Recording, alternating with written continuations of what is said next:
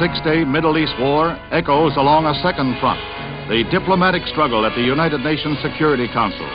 A series of emotionally charged meetings keeps delegates debating on nearly around-the-clock basis.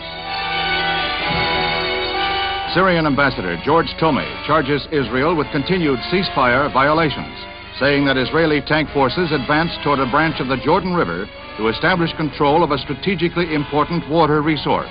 He calls it systematic invasion. Soviet delegate Nikolai Federenko heaps abuse and lashing invective on both Israel and the United States.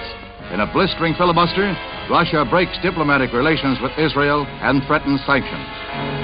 Israeli Ambassador Gideon Raphael answers the truce violation charges, saying that his nation's troop and tank movements occurred before the ceasefire went into effect. Israeli government officers announced their victory wipes out previous armistice agreements and frontiers. And that victory is a swift, smashing, and total one, as crack Air Force, infantry, artillery, and tank corps combine to sweep across the Sinai Peninsula to the Suez Canal, east into Jordan, north into Syria.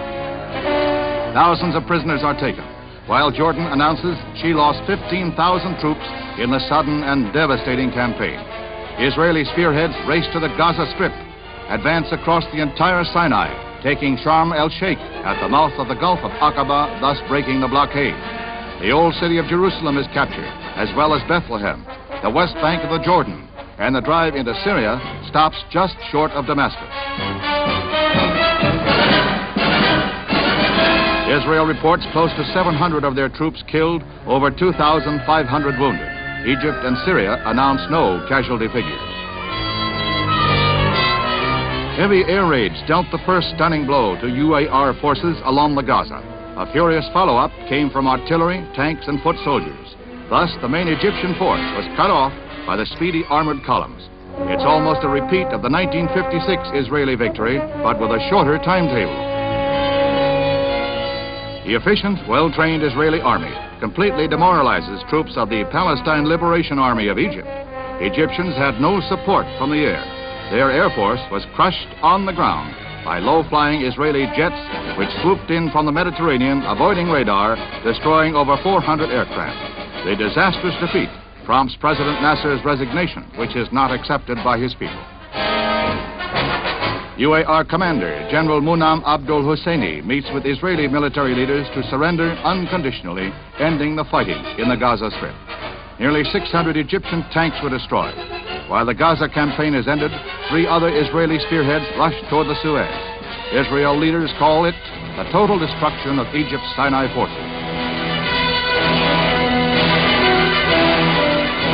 An Egyptian military shakeup follows the crushing defeat. 11 senior commanders resign or retire. New leaders vow to restore the old boundaries. The battle for Bethlehem is brief, bloody, and decisive.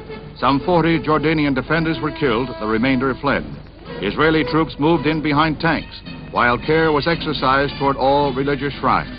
A church of the Nativity was untouched. Civilians soon joined Israeli troops in the street, and the town where the Prince of Peace was born quickly returned to normal. Without doubt, the most personally moving moment for Israeli troops was the capture of the old city of Jerusalem, the location of an ancient Jewish holy place revered by the Israelis. The fighting over, thousands of joyous civilians, students, and troops streamed toward the Mandelbaum gates.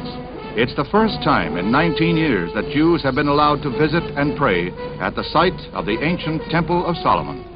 Jordan had kept the old city barricaded since the declaration of Israeli independence. It was here that Israeli troops acted more like tourists than fighting men, obviously in awe of their surroundings. The sacred Wailing Wall, where Israeli Defense Minister General Moshe Dayan prays, pledging never to give up the old city.